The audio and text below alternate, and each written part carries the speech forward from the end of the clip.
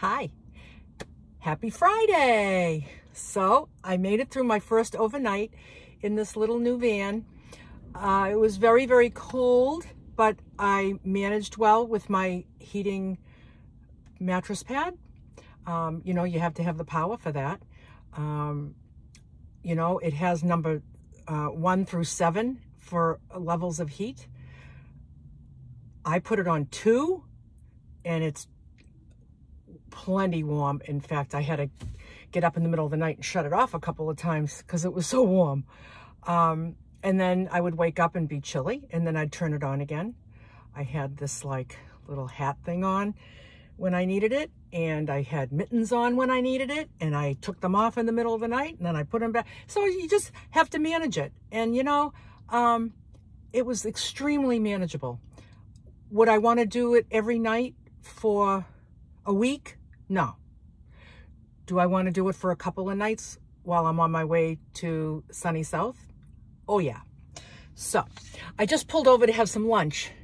Today's lunch is basmati rice, cooked kale, and steamed baby carrots, some butternut squash, some paprika chicken, little teeny bit of fish I had left over, with some coconut oil drizzled all over it, and some salt and pepper.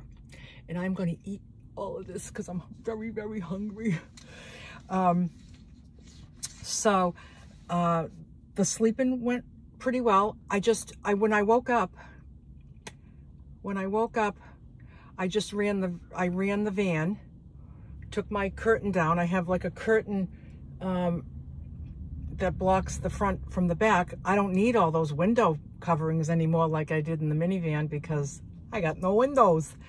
So I just put this blackout curtain right here, and it just got magnets in it, and it just magneted right to the ceiling, just stuck right up there. And so I took that down so I could put the heat on and have it blow back there. I went back under the covers, and as soon as the van was warm, like in 5-10 minutes from the heat blowing, then I got up and I was just fine. I made my breakfast, and then I had all my morning supplements, and then I was parked right in front of me was a Starbucks, so I decided not to make my own coffee because I make my own Starbucks coffee, and I went in the drive-thru and got the coffee there. You know, let me just say, like, for a road trip, anybody that's doing a road trip, let me give you a little bit of advice. There's 3 things that you never put off. And that's when you have to go pee, or you gotta go poop, or you need gas. You put those 3 things off, and you might find yourself in an emergency. So as soon as the urge is just barely on the radar of a bodily elimination, just plan it out, stop, and go.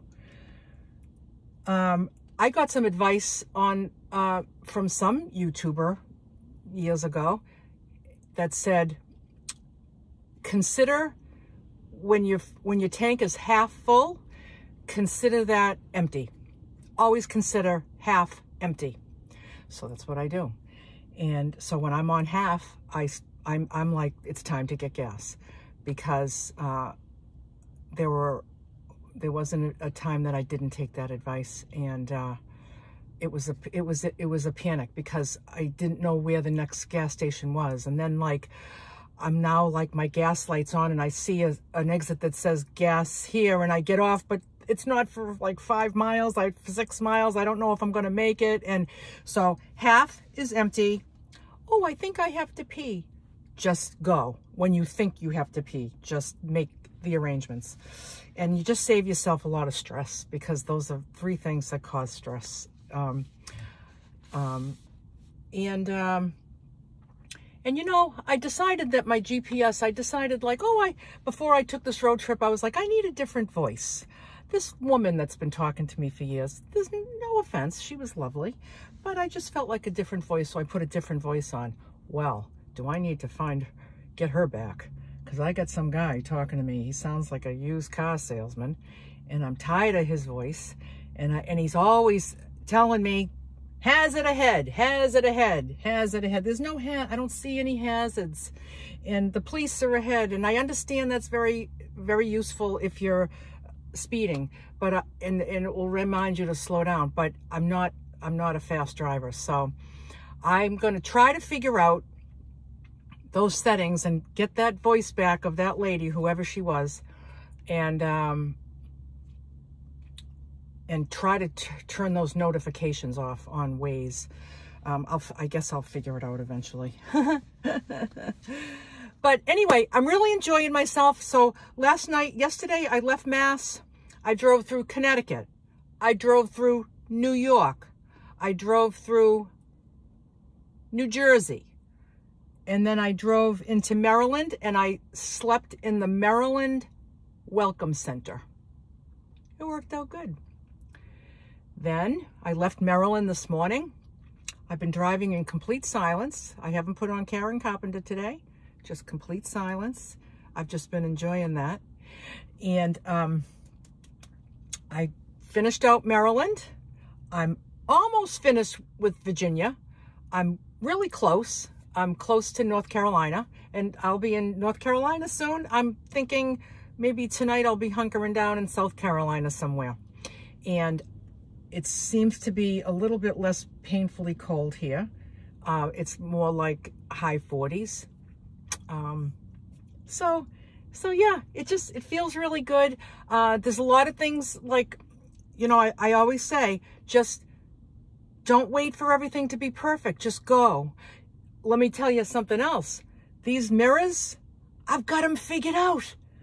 I can't believe I can so confidently drive a van with no rear windows. Like, I thought, like, God bless everybody around me as I try to get used to these mirrors. I figured I'd stay in one lane the whole way down. For like 2,000 miles, I was going to stay in one lane. Nope, I've got it all figured out. I know exactly when to switch lanes, and I'm switching lanes all the time. And I get it. I get it now. It just clicked. So, it's a good thing I didn't wait for that to happen before. If you wait for everything to be perfect, like, you know, then you don't go. It's like, you know, I made this build, and, you know, I could have waited until I had a chance to use it locally to see if everything was okay, if I needed any little bits and bobs from my garage to make it better. And you know something, I just left, and there's plenty of things back here that, like, it's more of like a rearrangement of things. I'm like, all right, well, nope, this needs to be here, this needs to be there. So once I get stationary, when I get to my destination, I'll just make all those tweaks, and I'll have a blast doing it. And one of my subscribers and a friend of mine for a few years, I've never met her in person, but I know her. She's from Canada. Hi, Kelly Lee. She offered to me today that she said that if I would like, we could hop on a Zoom session, and she will screen share and show me just the real basics of iMovie. So, you know, I don't need to do fancy stuff, but it would be nice to not put the camera on and talk for 15 minutes when I might want to do 5 here and 5 there and 2 here and 3 there, and then maybe put them together into one, but I don't know how to do that. But she knows how to do that, and she's going to show me. And I'm so grateful. So, you know, when people offer you their help, just say yes. Because, you know, the way that I see it is, you know, the real joy comes from serving others. And the only way that people can serve others, is when people receive. So, you know, I thought, like, well, yeah, I could have said, oh, thank you, that's so sweet of you, but that's okay. I'll watch some YouTube videos sometime. That's just fine. Oh, but you're so sweet for offering. No, you say yes.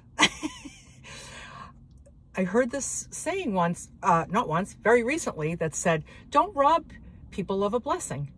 I don't want to be robbed of a blessing.